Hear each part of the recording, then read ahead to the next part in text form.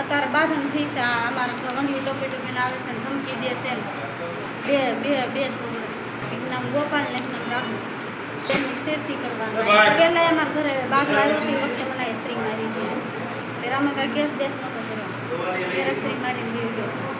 અત્યારે અમારા ઘરે આ આષ્ટુપા